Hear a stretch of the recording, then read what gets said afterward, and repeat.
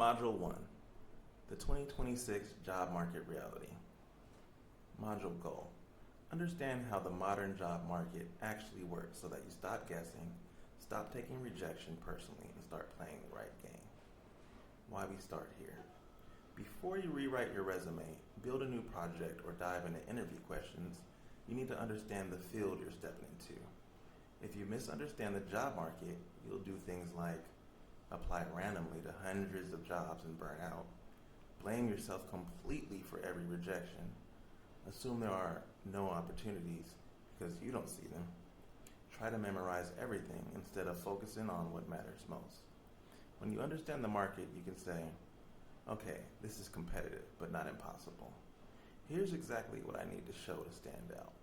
Here's where I'm strong, and here's where I need to grow. I can adjust my strategy instead of quitting. This module is about power, taking your power back from fear, rumors, and LinkedIn drama. The new developer landscape. The developer world of 2026 is shaped by 5 big forces. Force number 1, AI is part of the job now. There is no serious conversation about being a developer in 2026 that does not include AI.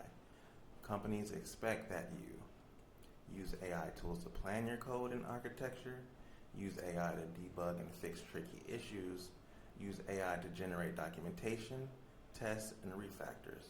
Know how to ask smart questions to AI instead of magic prompts.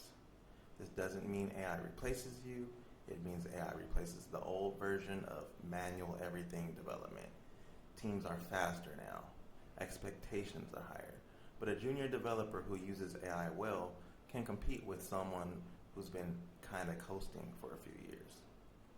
Number 2, remote work equals global competition. For many roles, you are not just competing with developers near your city.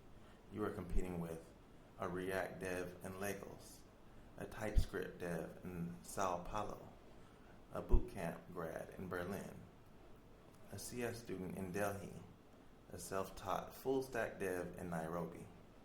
That can sound scary, but it also means there are more jobs being created globally, more products being built, more tools needed, more startups launching.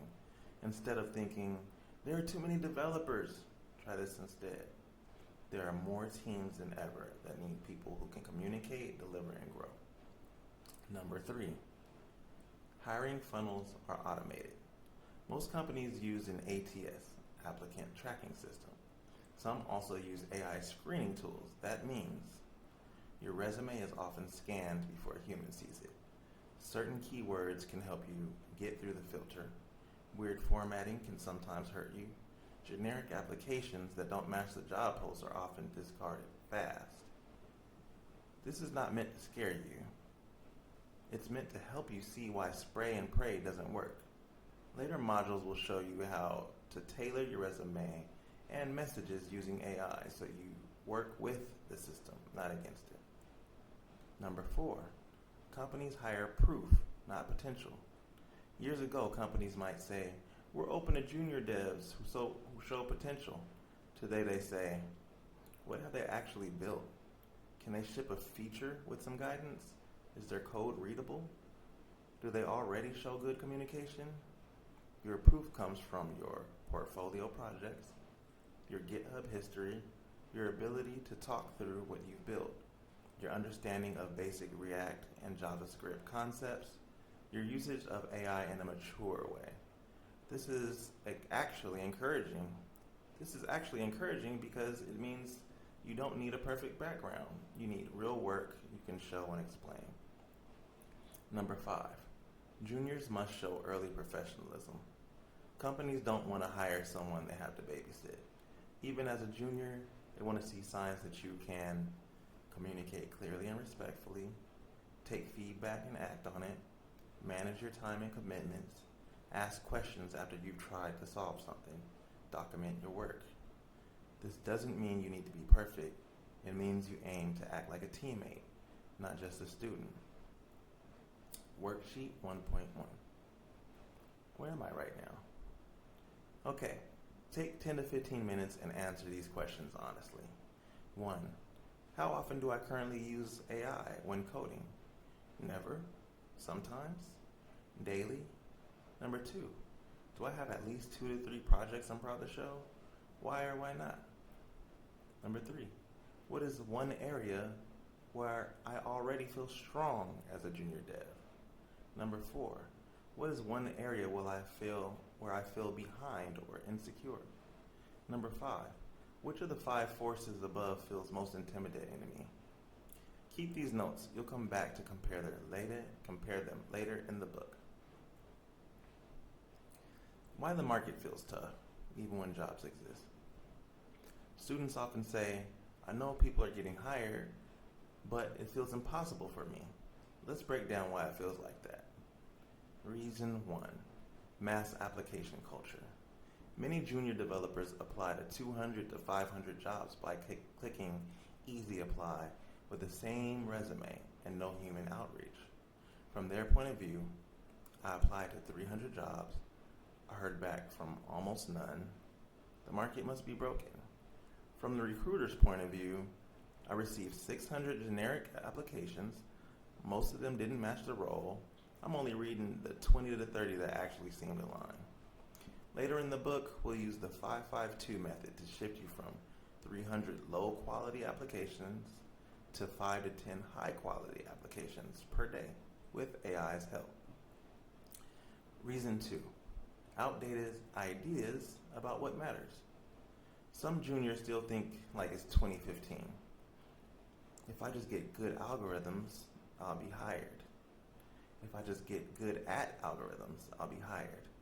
If I memorize all of the React docs, I'll stand out. If my resume looks fancy, that will carry me. In reality, companies want clean, functioning projects, evidence that you can learn on your own, a portfolio that doesn't look like 20 random tutorials, a LinkedIn that looks active, not abandoned, a GitHub that shows consistent engagement. This is great news if you're building real things. Reason 3, fear on the company side. It's not just students who are nervous. Companies are nervous too. When they think about hiring a junior developer, they sometimes worry. Will this person slow down the team? Will they need constant guidance? Can they communicate with designers, PMs, and other devs? Will they stay long enough for this investment to be worth it? Your job across this book is to answer those fears before they even ask. With your portfolio, you show, I can ship features. With your GitHub, you show, I am consistent. With your LinkedIn and outreach, you show, I am professional and proactive. With your interview stories, you show, I learn, I adjust, I grow. Workshop 1.2, seeing through the company's eyes. Answer these if you are a hiring manager, as if you're a hiring manager. 1, if you were hiring for a small team, what would scare you about hiring a junior? Number 2, what would make a junior developer feel safe to hire? Number 3, imagine 2 candidates. Candidate A, great grades, weak portfolio. Candidate B, okay grades, strong projects, and clear explanations. Who would you pick and why? What can you start doing now to look more like candidate B? End of worksheet. What companies actually look for in plain language. Let's translate job description buzzwords into reality. When a company says they want strong communication skills, can you explain what you're doing, ask for help clearly, and write simple documentation? Self-starter. Will you try to solve a problem before immediately asking, what do I do? Team player. Can you receive feedback without getting defensive? Detail-oriented. Will you test your own work and fix obvious issues? Growth mindset. Do you blame others or do you ask, what can I learn from this? And when they say they want proficiency in React, can you comfortably build components, manage state, use hooks, and handle basic data flow? Experience with REST APIs. Can you fetch data, handle loading and error states, and display it? Familiarity with testing. Do you understand why tests exist, and can you read and write simple ones? Attention to UI/UX. Does your app feel usable, not painful? This book will help you show every one of those points. in practical ways, not just words on a resume. The niche advantage. Standing out by being specific. Imagine two portfolios. Portfolio A, 5 random projects. A to-do app, a weather app, a movie search tool, a notes app, and a random API demo. Portfolio B, 3 connected projects focus on helping small service businesses manage bookings, invoices, and client communication. Which one tells a clearer story? Choosing a niche doesn't lock you into one career path forever. It simply gives your portfolio a shape that recruiters can understand quickly. Your niche might be tools for fitness coaches, education and learning dashboards, financial budgeting and tracking tools, productivity and scheduling apps, AI tools for writers, creators, or sales team. Worksheet 1.3. Picking a draft niche. You can change this later. For now, pick a direction. 1. Which group of people do I naturally like helping? Students, small business owners, content creators, coaches, etc. What problems do they face that software could help with? Which of my existing projects fits closest to any of those problems? If I had to choose one theme for my next project, what would it be? End of worksheet. The 2026 hiring funnel, what actually happens. Most juniors imagine the process like this. 1. Apply online. 2. Wait. 3. Get an interview or rejection. In reality, it's more like this. 1. A recruiter searches LinkedIn for junior React developer. They click your profile and decide in 5 to 10 seconds if it's worth more attention. If you look promising, they click through to your portfolio. They skim your projects and glance at GitHub for activity. They check your resume to confirm the story. If the story is consistent and relevant, you get a screening call. 7. If the screening call is strong, you get a technical interview or a small take-home exercise. 8. If your communication and problem solving are solid, you move forward. You move toward an offer. This is why we won't treat your resume as the star of your strategy. Your portfolio, GitHub, and LinkedIn are the real front door. Market readiness checklist. You don't need to check every box right now, but this is where we're going. 1.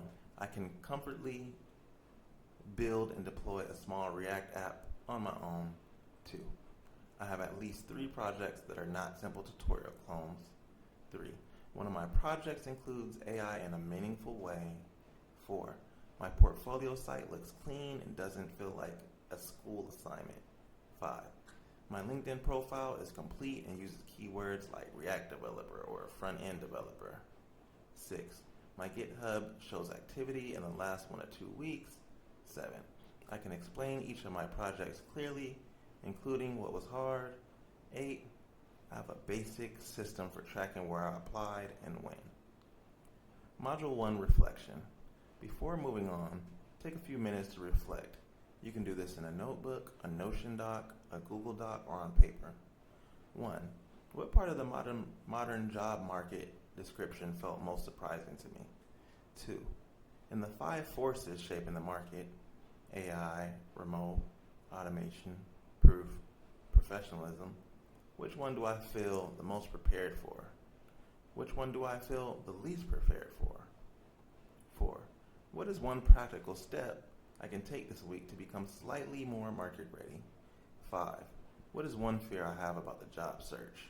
And what would it look like to face that fear with a small experiment instead of avoiding it? Instructor note. Have students share one insight from this reflection in small groups. Encourage them to speak in I language. I noticed, I realized, rather than generalizing. Everyone knows, etc. This builds self-awareness and normalizes the reality that the market is tough but navigable. Module 1 is now complete. You understand the game you are about to play. In the next module, we'll move forward from understanding the job market to transforming how you actually work as a developer with AI at your side. Next is Module 2, AI Augmented Developer Training.